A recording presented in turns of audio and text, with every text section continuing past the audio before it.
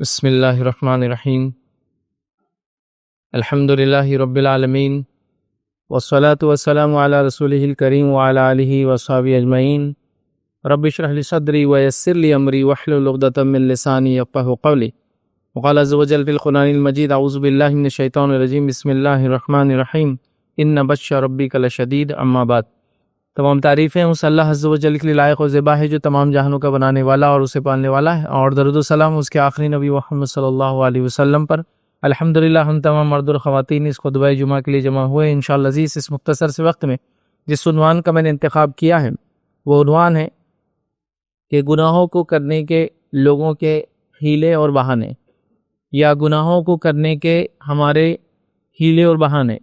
مطلب ایک انسان گناہ کرتا ہے، اور گناہ ہے اپنے آپ میں، وہ بہت جس کو کہیں گے سخت ترین چیز ہے یاد رکھیے، اس لیے کہ گناہ وہ چیز ہے جو انسان کو آخرت میں جہنم میں لے جانے کی وجہ بنے گا، اور نیکیاں وہ چیز ہے یا وہ کرنسی ہے جس کے نتیجے میں انسان جنت میں جا سکیں گا یاد رکھیے۔ تو لہٰذا گناہ یاد رکھیے، اس کو لوگ کر رہے ہیں یا ہم لوگ کر رہے ہیں، اور اس کو ہم معمولی بھی سمجھ رہے ہیں، اور اس کو کرنے کے ہیلے اور بہانے بھی تلاش کر رہے ہیں۔ تو آج کے اس دور میں میں انشاءاللہ عزیز آپ کے سامنے اس جمعہ اور موقع ملا تو آنے والے جمعہ ایسے 10 بہانے رکھنے کی کوشش کروں گا جن بہانوں سے ہم گناہ کرنے کو اپنے لیے جائز سمجھ لیتے ہیں۔ مطلب چونکہ یہ وجہ ہے اس لیے میں یہ کر رہا ہوں، جیسا کہ لوگ اس کے بارے میں یہ بولتے ہیں تو میں نے یہ بول دیا۔ یہ بات تو میں اس کے منہ پہ بھی بول سکتا ہوں جو اس کے پیٹھ کے پیچھے بول رہا ہوں۔ تو مطلب دیکھیے، پیٹھ کے پیچھے بات کرنا غیبت ہوئی، لیکن دلیل کیا ہے؟ یہ تو منہ پہ بول سکتا ہوں، تو منہ پہ بولنے کے بہانے کے نتیجے میں پیٹھ کے پیچھے بات کر رہا ہوں۔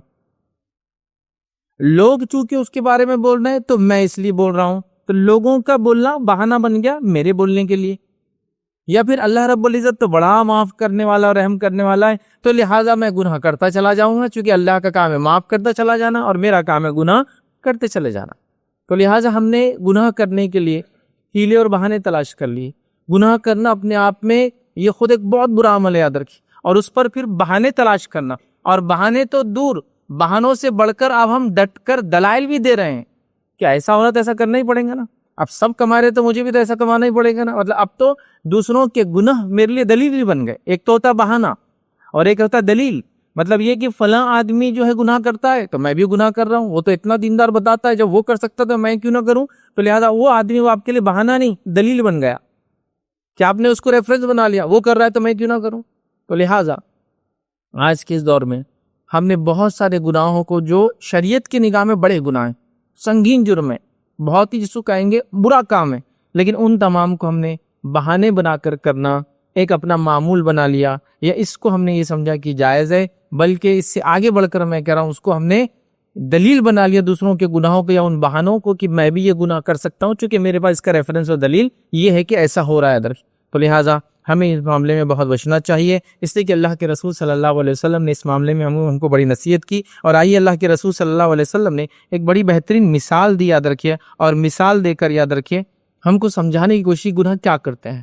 اللہ کے رسول صلی اللہ علیہ وسلم حدیث سے فرماتے اور کہتے ہیں، حدیث کے الفاظ دیکھیے، اس طرح سے آپ نے فرمایا، تم ان گناہوں سے بچو جن کو لوگ معمولی سمجھتے ہیں۔ آپ کیا فرما رہے؟ تم ان گناہوں سے بچو جس کو لوگ معمولی سمجھتے ہیں یاد رکھیے، کیونکہ معمولی سمجھے گئے گناہوں کی مثال ایسی ہے، ایسے لوگوں کی مانند ہے جو دوران سفر کسی وادی کے درمیان ہیں۔ اب اس حدیث کے آگے کے الفاظ میں اپنے الفاظ میں رکھتا ہوں سمجھنے کے لیے، لمبی حدیث ہے۔ تو نبی کریم صلی اللہ علیہ وسلم فرما رہے معمولی سمجھے جانے والے گناہوں سے بچو، اس لیے کہ معمولی سمجھ کر کیے جانے والے گناہوں کی مثال ایسی ہے کہ کچھ لوگ سفر پہ نکلے ہیں اور ایک وادی میں رکے اور کھانا بنانے کا پلان کر رہے ہیں، لہٰذا ہر آدمی جا کر صرف ایک ایک تنکا چن کر لاتا ہے، لیکن جب ایک ایک تنکا جمع ہو جاتا ہے تو ایک بڑی آگ لگ جاتی ہے۔ کیا فرما رہے ہیں آپ؟ گناہوں کی مثال دے رہے ہیں کہ گناہوں کی مثال ایسی ہے کہ وادی میں کسی نے کھانا بنانے کو اپنے آپ کو روکا، سفر میں قافلہ ساتھ میں، قافلے کا ہر آدمی جاتا ہے ایک ایک تنکا لاتا ہے، ایک ایک لکڑی لاتا ہے، ایک ایک سوکھی ٹہنی لاتا ہے، لیکن جب وہ ساری سوکھی ٹہنی اور لکڑیاں ایک جگہ جمع ہو جاتی ہے تو ایک بڑی آگ لگ جاتی ہے۔ تو گناہوں کی مثال ایسی ہے، وہ ایک ایک چھوٹی چنگاری کی جیسے، جب وہ آ کر چنگاریاں جمع ہوتی جائیں گی تو ایک بڑی آگ لگ جائیں گی یاد رکھیے۔ تو لہٰذا گناہوں کے معاملے میں ہمیں بہت بچنے کی ضرورت ہے، جس کو ہم معمولی سمجھ رہے یاد رکھیے، اور نبی اکرم صلی اللہ علیہ وسلم نے اس حدیث میں اس بات کو ہم کو سمجھایا بھی یاد رکھیے۔ آپ نے فرمایا کہا، بے شک گناہوں کو معمولی سمجھنے والا جب پکڑا جاتا ہے تو اس کو جو ہے وہ ہلاک کر دیتی ہے۔ بے شک گناہوں کو معمولی سمجھ کے کرنے والا انسان جب پکڑا جاتا ہے تو یہ گناہ اس کو ہلاک کر دیتے، یاد رکھیے۔ اور گناہوں کا معاملہ ایسے ہی یاد رکھیے، وہ چھوٹے چھوٹے چھوٹے چھوٹے ہوتے ہیں، دھیرے دھیرے دھیرے کر کے جمع ہوتے ہیں، انسان ان کو ایک کے بعد ایک کرتا چلا جاتا ہے اور وہ پھر بڑی ایک شکل لے لیتے، یاد رکھیے، جس کی کئی مثالیں بہرحال دی جا سکتی ہے کیسے بڑھتے ہیں۔ ایک چھوٹی سی مثال ہے، کہانی کی شکل میں لوگ سناتے ہیں کہ ایک شخص تھا، اس کو ایک مرتبہ بادشاہ کے لوگ آئے اور اس کو پکڑ کے لے جانے لگے، تو اس نے کہا کہ مجھے اپنی ماں سے ایک بات کرنا ہے، اور اس کی جب ماں کو لایا گیا تو کہا کان میں بات کرنا ہے، سنا اور دیکھا ہوں گا آپ نے۔ پھر جب اس کی ماں قریب آتی تو اس کا کان کاٹ لیتا ہو، تو وہ جو پکڑنے والے لوگ رہتے بولتے ایسا کیسا ظالم انسان ہے، اپنی ماں کا کان کاٹ لیا، فلاں فلاں فلاں۔ تو جب اس سے پوچھتے کہ ایسا کیوں کیا، تو وہ کہتا جب میں نے پہلی بار چوری کی تھی اور چوری کر کے فلاں چیز گھر لایا تھا، میری ماں نے مجھے روکا نہیں اس سے، پھر میں چوری کرتا چلا گیا، میں چوری کرتا چلا گیا، تھا کہ اب بادشاہ کے لوگ آ کر مجھے گرفتار کر کے لے جانے لگے۔ تو چھوٹی چھوٹی چیزیں یاد رکھیے، سمجھ میں نہیں آتی، جمع ہوتی جاتی ہے، اور اکاؤنٹ ایک زمانہ آتا ہے لبریز ہو جاتا ہے، پھر انسان پچھتاتا ہے، جو اللہ کے رسول صلی اللہ علیہ وسلم نے اس حدیث کے اندر ہی بیان کیا۔ آئیے ایک اور حدیث میں اللہ کے رسول صلی اللہ علیہ وسلم یوں فرماتے ہیں، اور مائی عائشہ سے اللہ کے رسول خطاب کر رہے ہیں، اور خطاب کرتے ہوئے یہ کہتے ہیں، اے عائشہ، معمولی سمجھے جانے والے گناہوں سے بچنا۔ کیوں بچنا؟ گناہوں سے بچنا کیونکہ اللہ کے ہاں ان کا بھی مواخذہ ہوگا، اللہ کے یہاں ان کے بارے میں بھی تم سے سوال ہوگا، پکڑ ہوگی، مواخذہ ہوگا، حساب و کتاب ہونے والا ہے۔ تو عائشہ، معمولی سمجھے جانے والے گناہوں سے بھی بچنا، تو یہ بڑی اہم چیز ہے، یاد رکھیے۔ اور کئی صحابہ کے اقوال اس سے موجود ہے کہ وہ گناہوں کو بڑا سخت ترین سمجھتے تھے۔ انس بن مالک رضی اللہ عنہ کا ایک مشہور قول ہے، وہ فرماتے تھے کہ تابعین سے فرماتے تھے، جن گناہوں کو تم آج بال سے زیادہ، مطلب اس کو کہیں گے ایک دم بالکل معمولی سمجھ کے، اس کا مفہوم یہ کہ جن گناہوں کو تم آج معمولی سمجھ کے کرتے ہو، نبی اکرم صلی اللہ علیہ وسلم کے زمانے میں یہ گناہ ہمارے لیے پہاڑ جیسے محال ہوتا ہے کہ ہم یہ کریں، جن گناہوں کو تم کر رہے ہو۔ ٹھیک، اسی طرح جو ایک قول بڑا مشہور عبداللہ ابن مسعود رضی اللہ عنہ قول، جو صحیح بخاری کے اندر یہ قول آپ کا نقل کیا گیا، آپ فرماتے اور کہتے ہیں، مومن اپنے گناہوں کو ایسا محسوس کرتا ہے جیسے کہ وہ کسی پہاڑ کے نیچے بیٹھا ہوا ہو اور ڈرتا ہو کہ کہیں اس کے اوپر نہ گر جائے۔ مومن کے لیے اس کے گناہوں کی مثال ایسی ہے کہ وہ پہاڑ کے نیچے بیٹھا ہے اور ڈرتا ہو کہ کب اوپر سے پہاڑ گر نہ جائے، تو اس کے گناہ گر نہ جائے۔ اور ایک فاسق اور فاجر کے لیے اس کے گناہ ایسے ہوتے ہیں جیسے کہ ایک مکھی بیٹھی ہے، وہ اس کو یوں کر کے اڑا دیتا ہے۔ مطلب ایک مومن گناہوں کو بہت بڑا سمجھتا ہے اور ہمیشہ ڈرتا ہے کہیں ان گناہوں سے مجھے بڑا نقصان نہ ہو جائے، اور ایک فاسق اور فاجر کا معاملہ ہے، وہ گناہوں کو مکھی جیسا سمجھتا ہے کہ یوں اڑا دوں گا اور وہ ختم ہو جائیں گے۔ لیکن گناہوں کی مثال ایسی نہیں ہے، اللہ کے رسول کی حدیث سے ہم دیکھ چکے، معمولی سمجھ کر کیے جانے والے گناہوں کا مواخذہ ہونے والا ہے، یہ گناہ سے انسان اللہ کی پکڑ ہونے والی ہے، اور یہ چھوٹے چھوٹا گناہ مل کر اللہ کے رسول نے مثال دے دی، ایک بڑی آگ جیسے لگ جاتے، یاد رکھیں۔ تو لہٰذا ہم کوشش کریں کہ ہم ہر قسم کے گناہوں سے بچیں، چاہے چھوٹے ہو چاہے بڑے ہو، چاہے ہمارے سماج میں معمولی سمجھے جاتے ہو یا نہ سمجھے جاتے ہو۔ شریعت کی نگاہ میں اگر وہ غلط ہے، گناہ ہے، تو ہم اسے بچنا چاہیے۔ صحابہ کو تو دیکھا گیا، تابعین تابعین کو، وہ اخلاقی برائیوں سے بھی بچتے تھے جو چھوٹی چھوٹی انسان سے ہو جاتی کہ یہ بھی ہم سے سرزد نہ ہو، چونکہ اس سے ہو سکتا ہے دوسروں کو تکلیف ہو۔ تو بہرحال ہمیں یاد رکھنا چاہیے، آئیے پہلا وہ گناہ یا پہلا وہ بہانہ جو گناہ کرنے کے لیے ہمارے لیے بہانہ بنتا ہے، یا پہلی وہ وجہ جس کو ہم نے گناہ کرنے کے لیے بہانہ بنا دیا ہے، وجہ یاد رکھے جو سب سے مشہور وجہ ہے، وہ یہ یاد رکھے جو ہے گناہ پر گناہ کرتے جانا اور یہ کہنا کہ اللہ غفور رحیم ہے۔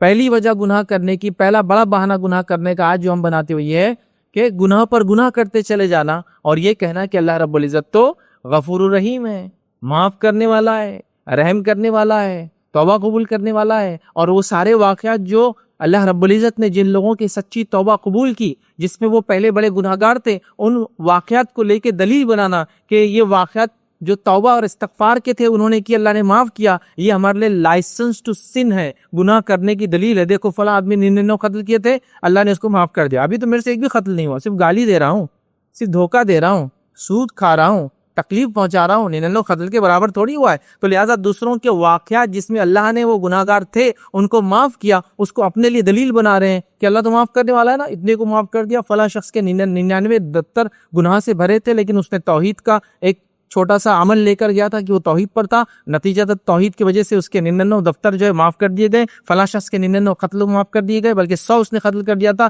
فلاں کا یہ واقعہ تھا، فلاں تو ڈاکو تھا، فلاں تو ایسا تھا۔ تو اللہ معاف کرنے والا غفور الرحیم ہے۔ لیکن اسی وقت یا پھر یہ بات بھی اللہ 70 ماؤں سے زیادہ ممتا رکھتا ہے، یہ بہرحال عمومی قول ہے، ایسی کوئی دلیل نہیں ہے۔ یا پھر یہ تو بات صحیح ہے کہ اللہ رب العزت نے محبت جو ہے یا اس کے جو ہے 100 حصے کیے، 99 حصے اللہ رب العزت نے اپنے پاس رکھے مغفرت کے، رحمت کے، محبت کے، اور ایک حصہ دنیا میں بانٹ دیا جس کی وجہ سے لوگ ایک دوسرے پر رحم کرتے ہیں، شفقت کرتے ہیں اور محبت کرتے ہیں۔ تو ان چیزوں کو دلیل بناتے ہیں کہ ہاں دیکھو یہ چیزیں ہمارے لیے دلیل ہے کہ ہم گناہ کر سکتے ہیں، یا اس کی وجہ سے ہم کو اللہ رب العزت معاف کرنے والا، لہٰذا گناہ کر لے تو کیا ہوا۔ لیکن ہم یہ بات بھول جاتے ہیں کہ اللہ رب العزت نے قرآن میں اور نبی کریم صلی اللہ علیہ وسلم احادیث میں اللہ رب العزت کی دوسری صفتیں بھی تو بتائیے، جہاں غفور ہے، رحیم ہے، ستار ہے، ڈھانکنے والا ہے، گناہوں کو ہمارے معاف کرنے والا، ودود ہے، محبت کرنے والا ہے، لیکن دوسری صفتیں بھی تو بتائی، دوسری باتیں بھی تو آئی۔ جیسا قرآن میں اللہ رب العزت نے سورہ ہجر آیت نمبر جو 49 اور 50 میں جو ہے 49 اور 50 میں کہا اور فرمایا نبی عبادی انی انا الغفور الرحیم۔ اللہ فرماتا اور کہتا ہے میرے بندوں کو خبر دو کہ میں بہت ہی بخشنے والا اور بڑا مہربان ہوں۔ پھر آگے فرمایا وَأَنَّ عَذَابِي هُوَ الْعَذَابُ الْعَلِيمُ، اور یقیناً میرا عذاب بڑا دردناک عذاب ہے۔ ایک ہی آیت میں ایک ہی ساتھ دونوں باتیں آ رہی کہ میرے بندوں کو بتا دو کہ میں بڑا معاف کرنے والا اور رحم کرنے والا ہوں، لیکن میرا عذاب بڑا دردناک عذاب ہے۔ دونوں باتیں آ گئی، مطلب اللہ گناہوں کو معاف کرتا ہے جو جانے انجانے میں ہو جاتے ہیں، جو لرزشیں، خطائیں، گناہ چاہے بڑے ہو چھوٹے ہو، لیکن بندہ اگر نادم ہو جاتا ہے، سچی توبہ کرتا ہے، بندوں کا معاملہ ہو تو اس کو لوٹا دیتا ہے اور اس کے بعد گناہ کو دہراتا نہیں تو اللہ معاف کرنے والا ہے۔ لیکن اس کا ہرگز معنی نہیں ہے کہ ہم توبہ کو اور استغفار کو ایک مذاق بنا لے، ہر بار گناہ کرے اور کہے کہ گناہ کی معافی کا ذریعہ، لہٰذا توبہ اور استغفار گناہ کرنے کی دعوت ہے۔ اگر توبہ استغفار تو گناہ کی معافی کا طریقہ ہے نا، تو ہم اس کو گناہ کرنے کی دعوت سمجھ رہے ہیں، تو لہٰذا اللہ رب العزت نے یہ بھی تو بیان فرمایا۔ اسی طرح اگر قرآن کا ہم اور مطالعہ کریں تو کسی جگہ یہ آیت بھی آتے ان بطش ربک لشدید، کہ بے شک تیرے رب کی پکڑ بڑی سخت پکڑ ہے۔ یا یہ آیت بھی ہمارے سامنے گزرتی، اللہ فرماتا ہے واللہ عزیز ذو انتقام، کہ اللہ رب العزت جو ہے غالب ہے اور بدلہ لینے والا ہے۔ اللہ غالب بھی ہے اور بدلہ لینے والا بھی ہے۔ تو ان آیتوں کو ہم جو ہے بھول جاتے، یاد رکھیں۔ تو لہٰذا اس بات کو سمجھنا بے حد ضروری، یاد رکھیں، یہ بڑی اہم چیز ہے، یاد رکھیں۔ تو ہم جہاں غفور الرحیم کی بات کرتے ہیں تو وہاں یہ چیز بھی جو ہے یاد رکھیں کہ اللہ کی پکڑ مضبوط ہے، اللہ بدلہ لیتا ہے، اللہ گھات لگا کر بیٹھتا ہے، یاد رکھیں، گناہ گار لوگوں کے خلاف، یاد رکھیں۔ یہ سب آیتیں بھی تو موجود ہے نا، تو لہٰذا ہم غفور الرحیم کی تو بات کر رہے ہیں، ان باتوں کو بھول جا رہے ہیں۔ تو لہٰذا گناہ کرنے کے لیے ہم نے اللہ رب العزت کی معاف کرنے کی صفت، توبہ قبول کرنے کی صفت، گناہوں کو ڈھانکنے کی صفت، بندوں سے محبت کرنے کی صفت کو دلیل نہیں بنانا چاہیے گناہ کرنے کے لیے، بلکہ جو گناہ ہو جاتے ہیں اللہ رب العزت اس کو معاف کر دیتا ہے جب بندہ نادم ہو کر سچی توبہ کرتا ہے۔ اور سچی توبہ کی علامت یہ کہ دوبارہ وہ گناہ نہیں کرے گا۔ لیکن کیا بندے سے گناہ نہیں ہوں گے پھر کوئی دوسرا گناہ کرے گا، پھر رب سے توبہ کرے گا، رب معاف کر دے گا، پھر کوئی گناہ ہوگا، پھر رب سے توبہ کرے گا، رب معاف کر دیں گا۔ بلکہ ایک روایت میں یہ الفاظ ہے کہ بندہ گناہ کرتا چلا جاتا ہے، ایک ہی گناہ نہیں کر رہا ہے، وہ الگ الگ گناہ کر رہا ہے، توبہ کرتا چلا جاتا ہے، رب اس کو معاف کرتا ہے، چونکہ غلطی ہوتی ہے اس سے پھر معافی مانگ لیتا ہے۔ معنی یہ نہیں کہ وہ ایک ہی غلطی کر رہا ہے کہ اور پھر معافی مانگ رہا ہے، غلطی ہوتی ہے معافی مانگتا ہے، لیکن انسان ہے، پھر دوسری غلطی ہوتی ہے پھر معافی مانگتا ہے، پھر تیسری خطا اور گناہ ہوتا ہے پھر معافی مانگتا ہے، پھر چوتھا ہوتا ہے نا، جیسا کہ انسان شرابی تھا، شراب چھوڑ دیا تو کیا دوسرے گناہ نہیں ہوں گے؟ پھر وہ اس سے توبہ کرے گا، وہ اس کے بعد پھر کوئی گناہ ہوں گے، پھر اس سے توبہ کرے گا، کرتا رہے گا، یاد رکھیے۔ تو لہٰذا یہ بڑی اہم چیز ہے۔ تو لہٰذا ہم جہاں یہ کریں کہ اللہ معاف کرنے والا ہے تو ان باتوں کو بھی یاد رکھے جو اللہ رب العزت نے قرآن میں فرمایا کہ اس کی پکڑ بڑی سخت ہے، ہاں وہ گھات لگائے بیٹھا ہے، وہ بدلہ لینے والا ہے، روز جزا کا وہ مالک ہے، اس دن انصاف ہونے والا ہے۔ ان تمام چیزوں کو بھی ہم ذہن میں رکھیں۔ آئیے نبی کرم صلی اللہ علیہ وسلم کی حدیث ہم سنتے ہیں، حدیث قدسی ہے، اللہ کے رسول صلی اللہ علیہ وسلم فرماتے اور کہتے ہیں، اللہ رب العزت فرماتا ہے کہ مجھے میرے عزت کی قسم ہے اپنے کسی بندے پر 2 خوف اور 2 امن میں ایک ساتھ شامل نہیں کروں گا، مطلب 2 خوف اور 2 امن کو میں اکٹھا نہیں کروں گا۔ جو میرا بندہ دنیا میں خوف سے رہا تو آخرت میں اس کو امن دوں گا، اور جو میرا بندہ دنیا میں امن میں رہا، مطلب میرے عذاب سے ڈرا نہیں، گناہ کرتا رہا، امن میں رہا، تو آخرت میں اس کو خوف کا مزہ چکھاؤں گا۔ تو 2 خوف اور 2 امن اللہ فرما رہا میں ایک بندے پہ جمع نہیں کروں گا، مطلب دنیا میں خوف سے زندگی گزارا اللہ کی، آخرت میں امن میں رہیں گا۔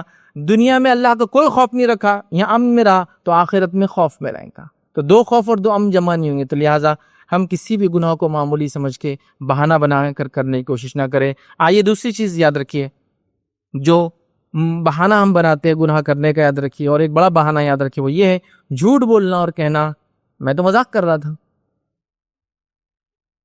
مطلب یہ بھی ایک بہت عام بہانہ ہے، جھوٹ بولنا اور کہنا میں تو مذاق کر رہا تھا. اور اس کی اگر دوسری شکل دیکھنا ہے، ایک نیکسٹ لیول کی شکل دیکھنا ہے، تو وہ شکل وہ ہے کہ جھوٹ بولنے کے لیے اسٹیجز سجائے جا رہے ہیں. جھوٹ بولنے کے لیے اسٹیجز سجائے جا رہے ہیں جس پہ لوگ آتے ہیں، آپ کو جھوٹ بولتے ہیں اور آپ جھوٹ کو سنتے ہیں اور آپ لوگ ہنستے ہیں. ٹرینڈ چل رہا ہے، لوگ اس کو سن رہے ہیں، لوگ اس کو پسند کرتے ہیں، لوگ چاہتے ہیں کہ مجھے موقع ملے میں بھی جا کے وہاں یہ کروں، اور وہاں جھوٹ بولا جا رہا ہے، لوگوں کو ہنسایا جا رہا ہے. تو جھوٹ بولنا اور کہنا میں مذاق کر رہا تھا. یہاں اس کے لیے ایک سسٹم بنایا جا رہا ہے جو آج کل سٹینڈ اپ کامیڈیز کے نام سے اور مختلف چیزیں یاد رکھیں. آپ کسی کو ہنسا سکتے ہیں، شریعت کسی کو ہنسانے کے خلاف نہیں ہے.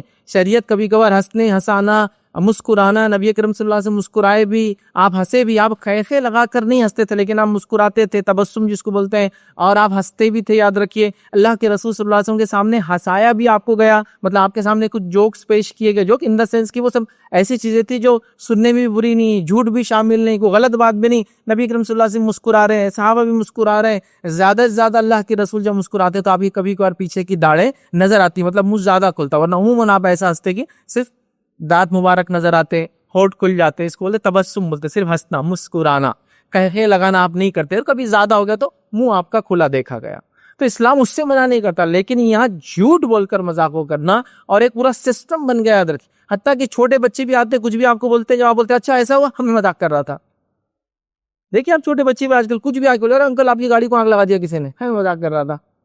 تو یہ وہ سب ماحول سے سیکھتے ہیں. یاد رکھیں جھوٹ بولنا اور کہنا میں مذاق کر رہا تھا. تو گویا مذاق کی آڑ لے کر جھوٹ بولنے کو ہم نے عام کر دیا. یاد رکھیے جبکہ جھوٹ بولنا، یاد رکھیے یہ سخت ترین جرم ہے. یاد رکھیے ہم یہ بات دیکھ چکے. یاد رکھیے جھوٹ کے اوپر ہم نے ایک پورا لیکچر بنا رکھا تھا، جمعہ خطبہ رکھا تھا، جس میں ہم نے جھوٹ کے بارے میں دیکھا تھا. جھوٹ بولنا کتنا سنگین جرم ہے کہ آدمی جھوٹ بولتا ہے اور جھوٹ بولتا ہے اور جھوٹ بولتا ہے، حتیٰ کہ اس کا نام جھوٹوں میں لکھ دیا جاتا ہے. اور ایک آدمی سچ بولتا ہے اور سچ بولتا ہے اور سچ بولتا ہے، حتیٰ کہ اس کا نام سچوں کے اندر لکھ دیا جاتا ہے. تو لہٰذا جھوٹ بڑی بری چیز ہے. یاد رکھیے حتیٰ کہ شریعت کہتی ہے مذاق میں بھی جھوٹ نہیں بولا جائے گا. یاد رکھیے اور ہم نے اس معاملے میں بڑی احتیاط کرنا چاہیے. نبی اکرم صلی اللہ علیہ وسلم کا زمانہ ہے اور عبداللہ بن عامر رضی اللہ عنہ ایک صحابی جو چھوٹے ہیں، وہ خود ہی بیان کرتے ہیں کہ میں چھوٹا تھا اور نبی اکرم صلی اللہ علیہ وسلم جو ہے ہمارے پاس آئے اور میری والدہ نے مجھ سے کہا کہ میرے قریب آؤ میں کچھ دوں گی، میرے قریب آؤ میں کچھ دوں گی.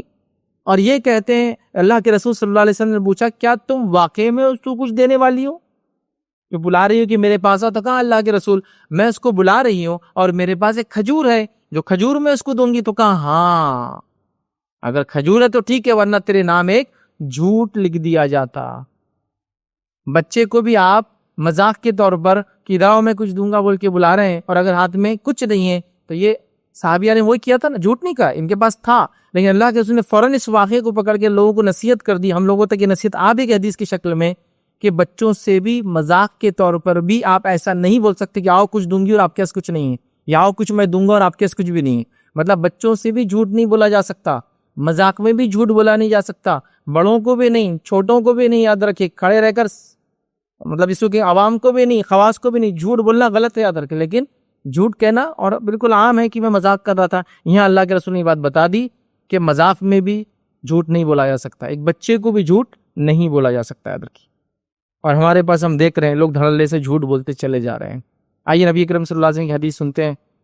آپ صلی اللہ علیہ وسلم فرماتے اور کہتے ہیں اس انسان کے لیے تباہی ہے جو لوگوں کو ہنسانے کے لیے جھوٹ بولتا ہے، اور اس کے لیے تباہی ہے، اور اس کے لیے تباہی ہے. 3 بار آپ نے اس چیز کو دہرایا. یاد رکھیے کہ اس انسان کے لیے تباہی ہے جو لوگوں کو جھوٹ ہنسانے کے لیے جھوٹ بولتا ہے، اس کے لیے تباہی ہے، اس کے لیے تباہی ہے. 3 بار آگے ایک روایت کے اندر. مطلب جھوٹ بول کر ہنسانے والے پر نبی کرم صلی اللہ علیہ وسلم نے تباہی ہے، اس کے لیے ہلاکت ہے یہ کہا. یاد رکھیے اور جیسا میں نے کہا جھوٹ بولنے کے لیے اسٹیجز سجائے جا رہے ہیں اور وہاں سے جھوٹ بول کر ہنسایا جا رہا ہے. جھوٹ بولنے کے علاوہ گالی دے کر ہنسایا جا رہا ہے، اس کے علاوہ مطلب کیا کچھ نہیں ہو رہا. اتنی گندگی، اتنی غلاظت، اتنا عجیب و غریب قسم کا ولگر اور سیکشوالٹی اس کے اندر ہے، ان کنٹینٹ کے اندر. یاد رکھیے اور لوگ خوش بھی ہو رہے ہیں اور دیکھ بھی رہے ہیں.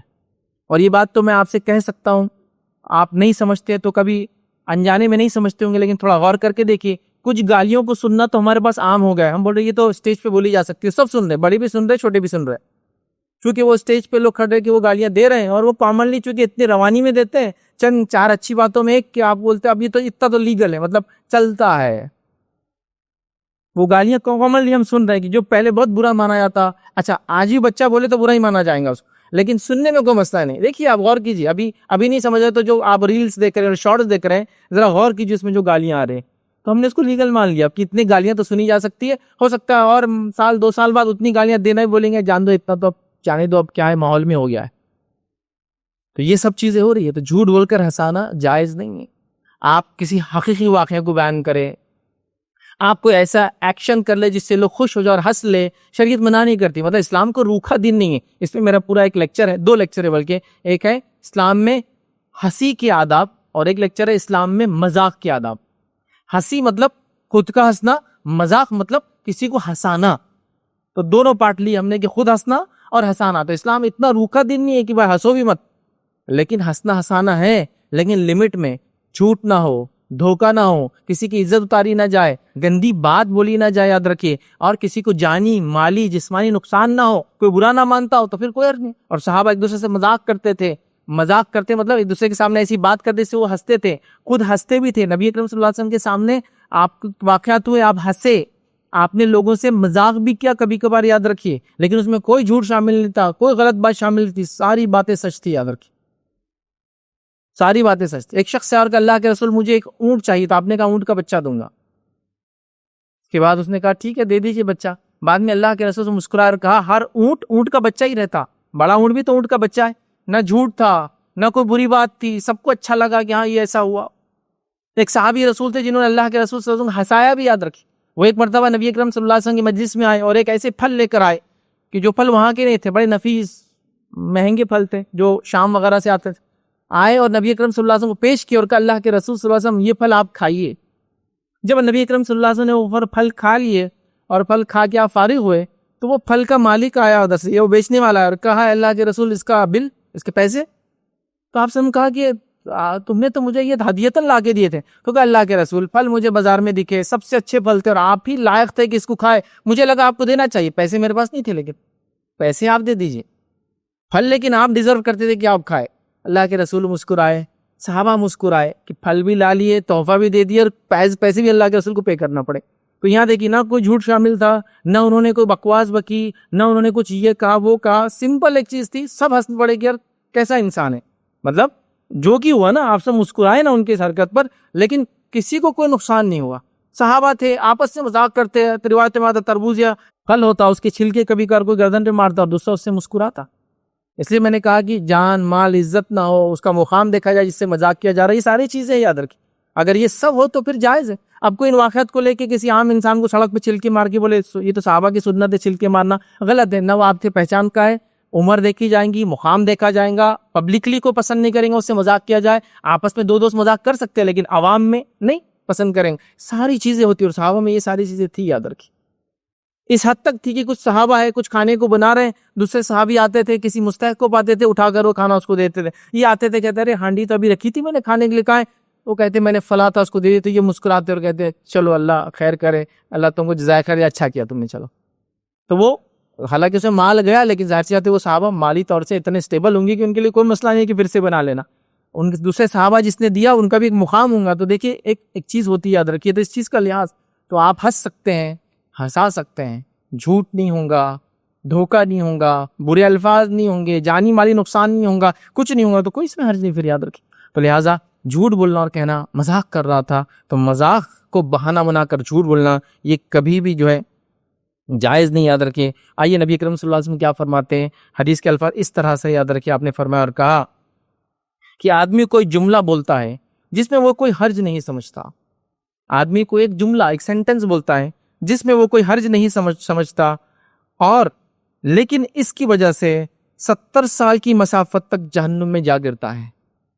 ایک آدمی ایک جملہ اپنے منہ سے بولتا ہے، اس میں کوئی برائی وہ سمجھتا نہیں، تو کچھ بھی ایسا نہیں اس میں، لیکن اس ایک جملے کی وجہ سے جہنم میں 70 سال کی مسافت تک چلا جاتا ہے، مطلب جہنم کے گہرائی میں چلا جاتا ہے صرف ایک جملے کی وجہ سے۔ اور کئی اس مفہوم کی روایتیں آتی ہیں کہ ایک آدمی بنا سوچے سمجھے ایک جملہ بول دیتا ہے اور اللہ تعالیٰ اس کو اس جملے سے پکڑ کر کے جہنم میں ڈال دیتا ہے، اور کبھی کبھار ایک آدمی بنا سوچے سمجھے ایک جملہ بول دیتا ہے، اللہ کو اتنا پسند آتا ہے کہ اللہ اس کو جنت میں ڈال دیتا ہے۔ دین کے لیے ایک حق جملہ بول دیا، ظالم بادشاہ کے سامنے کھڑے کے ایک جملہ بول دیا، حق کے لیے گواہی دے دی ایک جملے کی شکل میں، جنت چلا گیا، اور ایک جملہ بول دیا جہنم میں چلا گیا۔ اب یہاں کئی جملے چالو ہیں، بہت عجیب و غریب۔ میں سمجھتا ہوں آپ کو فرشتوں کے تعلق سے ایمانیات پہ ہم نے دیکھا تھا، فرشتوں کا مذاق اڑانا کفر ہے۔ تو دین کے کچھ ایسے پارٹ سے یاد رکھیں، ایسی چیزیں جس کا آپ جوکنگلی بھی کچھ نہیں بول سکتے، مطلب اس کے اندر کوئی ایسے الفاظ آپ ادا نہیں کر سکتے جس میں اللہ، رسول، انبیاء جن کو کہیں گے، کتابیں، فرشتے ہیں، یاد رکھیے ان کے بارے میں کچھ بولا جائے، روز قیامت کی بات ہے کچھ کہا جا رہا ہو، بالکل نہیں، یاد رکھیے بہت سخت جرم ہے، یاد رکھیے۔ لیکن ہم دیکھ رہے ہیں، میں مذاق کر رہا تھا، مذاق کی ایک لمٹ ہوتی ہے، تو لہذا مذاق کے نام پہ اس طرح سے کرنا یہ درست نہیں۔ ایک دوسری روایت کے اندر الفاظ دیکھیے، اس طرح سے آپ نے فرمایا کہا، ایک انسان بلا سوچے سمجھے اور بغیر غور و فکر کیے اللہ کو ناراضگی کا کوئی ایسا جملہ بک دیتا ہے، زبان سے نکال دیتا ہے کہ اللہ اس کے لیے قیامت تک کے لیے اپنی ناراضگی کو لکھ دیتا ہے۔ ایک جملہ بندہ کسی کے بارے میں یا کچھ بول دیتا ہے اللہ کو بغیر سوچے سمجھے، اس کو لگتا ہے معمولی ہے، لیکن اللہ کو اتنا ناپسند آتا ہے کہ قیامت تک کے لیے اللہ اس سے ناراض ہوتا ہے، اور اللہ جس سے ناراض ہے اس کی مغفرت نہیں ہوتی، بات یاد رکھ لیجیے۔ تو ہم بالکل بھی جھوٹ بول کر یہ بہانہ نہ بنائے کہ مذاق کر رہا تھا۔ تیسرا بہانہ جو گناہ کرنے کا آج کے زمانے میں ہمارے پاس ہے وہ یہ ہے غیبت کرنا اور یہ بولنا، یہ بات تو میں منہ پہ بول سکتا ہوں، اس کی غیبت کرنا اور یہ کہنا یہ بات تو منہ پہ بول سکتا ہوں، تو میں یہاں کہوں گا جو بات تم منہ پہ بول سکتے ہو تو صرف منہ پہ ہی بولو، پیچھے مت بولو۔ جو آپ بہانہ بنا رہے ہیں کہ یہ بات تو میں منہ پہ بول سکتا ہوں، تو بس منہ پہ ہی بولو، اس کے علاوہ مت بولو، کیونکہ اس کے علاوہ بولوں گے تو غیبت، منہ پہ بولوں گے تو اس کی اصلاح کے لیے ہوں گا، وہ سنیں گا، جواب دیں گا، جو بھی اس کا ریزننگ ہے آپ سے کریں گا، پیچھے مت بولو۔ تو جب آپ بول رہے ہیں میں منہ پہ بول سکتا ہوں تو پھر منہ پہ ہی بولو بھائی، پیچھے مت بولو، یاد رکھیے، کیونکہ پیچھے بولنے سے وہ غیبت ہو جاتی ہے، یاد رکھیے۔ اب غیبت کیا ہے بہت تفصیلاً اس میں ہم نے ڈسکشن آلریڈی کر چکے، بس مختصر چونکہ لوگ اس کو جھوٹ بولنے کا بہانہ ہے، مطلب میں منہ پہ بول سکتا ہوں بلکہ کچھ بھی اس کے پیٹھ پیچھے بولوں گا، جیسا کہ فلاں آدمی ہے، وہ اس کی چال ایسی ہے، اس کا رنگ ایسا ہے، اس کا گھر ایسا ہے، اس کے کپڑے ویسے رہتے ہیں، اس کی چوائسیز ایسی ہے، وہ دکھتا ایسا ہے، مجھے ہوتا نا کچھ بھی چیز، چونکہ ہم کو جو چیز ہم سے ہٹ کر نظر آتی ہے اس کی ہم غیبت کرنے کو عام سمجھ لیتے ہیں، ہم سے جو کامن چل رہا ہے۔ مثال کے طور پر کسی آدمی نے بال بڑے کر لیا، کسی آدمی کا رنگ سیاہ ہے، بلیکش ہے، بس ارے یہ الگ ہی دکھتے ہیں، تو آپ کے لیے کوئی ریزن نہیں ہے کسی کے پیچھے یہ بولنا کہ یہ کلر کی وجہ سے الگ دکھتا ہے، یہ غیبت کی وجہ بن گیا نا۔ نہیں منہ پہ بول سکتا اس کے میں، آپ کیسے بول سکتے کسی کے منہ پہ اس کے کلر کے بارے میں جس میں اس کا کوئی دوش نہیں ہے، اس کا کوئی اختیار نہیں ہے، کسی کو کوئی چوائس نہیں دی گئی، کوئی بول سکتا کہ ابا تھوڑے پیسے زیادہ بھرتے تو میرا کلر اچھا ہو جاتا تھا آج، اس کے لیے کوئی آپ پیسے نہیں بھرتے، کلر کو مشین سے نکل کے نہیں آتا، رب العزت نے ان بچوں کو پیدا کیا، ہم اس رنگ کے ساتھ، اس شکل کے ساتھ، ان آنکھوں کے ساتھ، ان صورت کے ساتھ، اس قسم کے بالوں کے ساتھ پیدا ہوتے ہیں، اس میں ہمارا کوئی اختیاری عمل نہیں ہے، مطلب میں نے اپنے آپ بائی چوائس نہیں کیا اپنے آپ کو ایسا، اور اس پہ آپ جو کر رہے کنٹینیوس، اس کا سر ایسا، اس کے بال ایسے، اس کی آنکھیں ایسی، اس کا رنگ ایسا، اس کے ہونٹ ایسے، تیری ناک فلاں ہے، کنٹینیوسلی، اور میں تو اس کے منہ پہ بول سکتا ہوں، نہیں بول سکتے آپ منہ پہ بھی، نہیں بولنا چاہیے پیچھے بھی، یہ چیزوں تو اختیاری نہیں ہے نا۔ اختیاری چیزوں میں کچھ نصیحت کے طور پہ بول دینا کہ بھائی تم فلاں اتنے اچھے آدمی ہو، یہ گاڑی کیوں لے لی، یہ گاڑی آپ کو جم نہیں رہی ہے، سوٹ نہیں ہو رہی، اس لیے کہ آپ فلاں ہے اور گاڑی ایسی ہے، وہ ایک الگ بات ہے۔ میں اپنی بچی کو ایسی گیئر والی گاڑی دلا دی، مشکل ہوتا ہے بچیوں کو چلانا وداؤٹ گیئر، یہ ایک الگ بات ہے، لیکن جہاں اختیار نہیں ہے، چوائس نہیں ہیومن انسانوں کا، اس کو بھی آپ نے غیبت کی وجہ بنا دیا۔ یہ عجیب بات ہے، یہ بڑی عجیب بات ہے۔ نبی اکرم صلی اللہ علیہ وسلم نے سوال کیا کہ غیبت کیا ہے، تو آپ نے کہا اپنے بھائی کا ایسا ذکر کر اس کے پیٹھ پیچھے کہ اس کے سامنے کرے تو اس کو برا لگے۔ تو سوال آیا کہ پھر وہ چیز اس میں ہے جو ہم بول رہے ہیں، مطلب اپنے بھائی کے بارے میں ایسی بات کر جو اس کے سامنے کرے، اور پیٹھ پیچھے ایسی بات کر کے اس کے سامنے کرے تو اسے برا لگے۔ تو سوال آیا یہ تو اس میں ہے، ہم جو بات کریں ڈسکشن کریں ہے، تو کہا اس میں اگر ہے وہ بات اور تم اس کے پیٹھ پیچھے کر رہے ہو جو کہ اس کے سامنے کرو تو برا لگے گا، اور وہ بات اس میں ہے تو یہی تو غیبت ہے۔ اگر وہ بات ہے ہی نہیں اس میں اور تم نے کہی تو پھر تو بہتان ہے، الزام ہو گیا نا، پھر تو وہ تو الزام، کیونکہ غیبت یاد رکھیے جب پیٹھ پیچھے کوئی بات کہی جاتی ہے جو اسے موجود ہے، سامنے کی جائے تو برا لگے، غیبت ہے، اور اگر اس لیے کی جائے کہ دو لوگوں میں جھگڑا ہو جائے تو اس کو بولتے چغلی، اور اگر اس میں بات نہیں اور آپ نے کی تو اس کو بولتے بہتان۔ تو ایک ہی چیز ہے اور اس کے تین الگ الگ گناہ ہیں، چغلی، غیبت اور بہتان، یا غیبت، چغلی اور بہتان، یاد رکھیے۔ تو غیبت بات کرنا ہے، چغلی اس سے بڑا جرم ہے، اس لیے کہ اس میں لڑانے کی نیت سے آپ غیبت کرتے ہیں، اور بہتان اس میں بیچارے میں ہی نہیں وہ چیز، آپ اس کے بارے میں بک رہے ہیں، بول رہے ہیں، اور ہمارے پاس یہ کامن ہو چکا ہے، کتنے بار ہم لوگ اس پہ لیکچر لے چکے ہیں، بار بار ہے، ہر شخص، ہر ادارہ، ہر شخصیت ہر جماعت، ہر تنظیم، ہر فرد اس کو کسی نہ کسی بہانے سے جائز اپنے اوپر کر ہی لیتا ہے کہ میرے لیے تو جائز یہ کہ میں اس کو کر سکتا ہوں کہ ایسی غیبت میرے لیے درست ہے. یاد رکھیں. اور غیبت کر رہے اور کیا کر رہے ہیں؟ میں تو اس کے منہ پر ہی بول سکتا ہوں، تو منہ پر ہی بولو، پیچھے مت بولو، اس لیے کہ جو چیز منہ پر نہیں بول سکتے تو پیچھے بول کے گناہ مت لو. غیبت بہت بڑا جرم ہے. کتنا بڑا جرم ہے ہم جانتے ہیں. جہنم میں لوگوں کے جانے کی یہ وجہ بننے والا. یاد رکھیے. اس کے بعد بھی ہم دھڑلے سے غیبت کیے چلے جا رہے ہیں اور غیبت عام ہوتی چلی جا رہی ہے. یاد رکھیے اتنی زیادہ کسی کو انتہا نہیں، بلکہ میں تو کبھی کبھار اپنے لیکچرز میں کہتا ہوں یہ چورن بن چکی ہے، یہ اچار کی جگہ لے چکی ہے. جیسے کھانا کھاتے وقت آپ کو کھائی نہیں جا رہا تو آپ کیا کرتے؟ تھوڑا سا اچار چورن ڈالتے، اس سے کیا ہوتا ہے؟ ٹیسٹ بڑھ جاتا ہے کھانے کا. تو زیادہ کھانا کھایا جاتا ہے یا کھایا جاتا ہے اگر نہیں کھایا جا رہا. تو یہ وہ مقام لے چکی ہے. مجلس میں آؤ، جب 2 ہے تو تیسرے کے بارے میں بات کرو، 3 ہو گئے تو چوتھے کے بارے میں بات کرو، 4 ہو گئے تو 5ویں کے بارے میں بات کرو. اور کنٹینیوسلی یہ سیشنز ہر جگہ چل رہے ہیں. یاد رکھیے. اور یہ سب کی مرغوب غذا ہوگی، مطلب پسندیدہ فوڈ بن گیا. یاد رکھیے غیبت کرنا، جبکہ بہت بڑا سین ہے. اسلامکلی اس کو کرنا بہت بڑا جرم ہے، لیکن اللہ رحم کرے ہم کرتے چلے جا رہے ہیں. اور میں یہ کہہ رہا ہوں، اس بات کو آپ غور سے سنیں، ہمارے معاملات کی جو جھگڑے اور بگاڑ کی ایک اہم وجہ سماج میں آج جو ہے وہ غیبت ہی. یاد رکھیے. میں نے کسی کے بارے میں کچھ کر دیا، بعد میں اس کو پتا چلا، اس نے میرا کانٹریکٹ چھین لیا، اس نے مجھے نوکری سے نکال دیا، اس نے بدلے کی نیت سے میرے خلاف کام کرنا شروع کیا. یہ غیبت کے نتیجے میں اس نے فلاں کیا، اس نے پھر مجھ پہ جادو کرنا شروع کیا، اس نے یہ کیا. یہاں سے شروع ہوا غیبت. نندا جس کو بولتے ہیں، پیٹھ پیچھے بات کرنا، یہ ریزن بنتا ہے کئی فتنے اور فساد کا. ہر سماج میں، چاہے مسلم ہو یا نہ ہو، اس سے کوئی فرق نہیں پڑتا. یاد رکھیے. کیونکہ یہ چیز انسانیت کے لیے بری ہے، اس لیے شریعت نے اس کو حرام قرار دیا. تو ہمیں تو چاہیے کہ ہم دوسروں کی غیبت بھی نہ کریں. دوسروں سے مراد غیروں کی غیبت بھی نہ کریں، اپنوں کی تو دور، اس کی ضرورت نہیں. یاد رکھیے. عمومی کسی کی کچھ برائیاں بتانا وہ ایک الگ بات ہے. وہ ایک کمیونٹی فلاں جو حرام کھاتی ہے، تو آپ عمومی کہہ رہے، شخصی طور سے اس کو برا نہیں کہہ رہے کہ ان لوگوں کے اندر فلاں چیز کھانے کی برائی ہے، فلاں چیز پینے کی برائی ہے. وہ ایک الگ بات ہے، وہ ایک الگ بات ہے، اور وہ ایک حرام چیز کر رہے ہیں. لیکن ہمارے پاس ایک کامن چیز، نان مسلم کا چھوڑیے، آپس سے مسلمان، آپ دیکھیے کتنے دھڑلے سے ہر مجلس، ہر شادی. بلکہ میں یہ کہہ رہا ہوں، ہو سکتا غلط بھی ہوں، کچھ لوگ ہوتے بتائے، شام کی چائے کی مجلسوں کا مین حصہ یہی رہتا. تیرے محلے میں کیا ہوا، تیری بیٹھک میں کیا ہوا، پڑوسی کی بچی کہاں بھاگ کے گئی، اس کے بچے نے کس کو بھگا کے لایا، اس کے بچے نے کیا کیا، وہ کہاں جا کر پھنسا، اس نے کہاں فلاں کیا. یہ ڈسکشن کی مجلس ہے، اس سے مال بھی خرچ کیا جا رہا ہے اور وقت بھی صرف کیا جا رہا ہے یہ مجلسوں کے لیے. یاد رکھیے. کچھ جگہ تو محفل اور دعوتوں میں ہم صرف اس لیے جا رہے ہیں کہ وہاں نئے لوگ ملیں گے تو نئی غیبتیں سننے کو ملیں گی. اس لیے نہیں جا رہے کہ رشتہ بڑھیں گا، محبت اخوت بڑھیں گی، نئے لوگوں سے ملاقات ہو جائیں گی. بھائی نے ولیمے کی دعوت دیا، حلال کھانے کی دعوت دیا، اس کے خوشی میں ہم مبارکبادی دیں گے اور خوش ہوں گے. نہیں، نئے لوگوں سے ملیں گے تو نئی باتیں سننے کو ملیں گی. نئی باتیں سننے کو ملیں گی تو میرے پاس جو ہفتے بھر میں نئی باتیں جمع ہوئی وہ باتیں کرنے کو ملیں گی، اور وہ جانے کا ہو رہا ہے. اور مرد تو مرد آگے رہے. خواتین نے اس میں کوئی کسر نہیں چھوڑی. انہوں نے تو اللہ رب العزت کی ان کو بات کرنے کی صلاحیت دی گئی تھی، اس کا اتنا کثرت سے استعمال کیا غیبت کے اندر.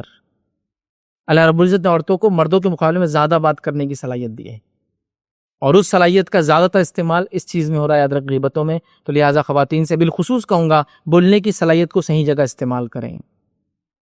اور یہ سائنٹیفک سٹڈیز ہے. یاد رکھیں، ایک مرد ایک وقت میں 2 سے 4 یا 5 ہزار تک الفاظ اپنے ذہن میں لا سکتا ہے، اور خواتین کے بارے میں یہ آتا ہے کہ وہ 7، 8 یا 9 ہزار الفاظ ایک وقت میں اپنے ذہن میں لا سکتی. وہ سائنس بھی یہ کہتی کہ وہ بول زیادہ سکتی ہے مردوں کے مقابلے میں. لیکن اس کے باوجود آپ دیکھیے اس کا استعمال اللہ رسول کی تعلیمات، تبلیغ اسلام، دعوت، اس میں نہیں، وہ استعمال ہو رہی ہے. یاد رکھیے، چغلی، غیبت، جھوٹ، خامخواہ کی بات چیت، یہاں کی بات وہاں، ادھر کی بات ادھر لگانا، ان تمام چیزوں میں وہ صلاحیت صرف ہو رہی ہے. پیسہ بھی صرف ہوتا ہے، موبائل بھی صرف ہو رہا ہے، ڈسٹنس کالنگ بھی کی جا رہی ہے کہ بھائی انڈیا سے بتایا جا رہا ہے کل کیا کیا ہوا دعوت میں امریکہ کے رشتہ داروں کو، غیبت کی شکل میں. بہرحال بہانہ مت بنائیے کہ میں اس کے منہ پہ بول سکتا ہوں. منہ پہ بولنا ہے تو صرف منہ پہ بولیے، رک جائیے. تو بہرحال آج ہم نے 3 بہانے دیکھے. انشاءاللہ جس موقع ملا تو اگلی جمعہ اور بھی کچھ بہانے آپ کے سامنے رکھنے کی کوشش کروں گا، تاکہ ان بہانوں کی وجہ سے ہم گناہ کرنے والے نہ بنے، بلکہ ہم ہر بار نیکی کی متلاشی ہو، نیکی کی حریص سے، اور اپنی زندگیوں میں نیکی کو ڈالتے جائے. اللہ رب العزت سے دعا ہے کہ اللہ سبحانہ تعالیٰ ہر قسم کے گناہ سے ہماری حفاظت کرے، چاہے چھوٹا ہو چاہے بڑا ہو. اللہ رب العزت ہمیں توفیق دے کہ ہر گناہ کی ہم اللہ تعالیٰ سے معافی مانگے. اللہ رب العزت ہمارے چھوٹے اور بڑے گناہوں کو معاف کرے. اللہ رب العزت جب تک زندہ رکھے ایمان و اسلام پر زندہ رکھے، خاتمہ ایمان پر ہو. وآخر دعوانا ان الحمد للہ رب العالمین. سبحان ربک رب العزت عما یصفون وسلام علی المرسلین والحمد للہ رب العالمین.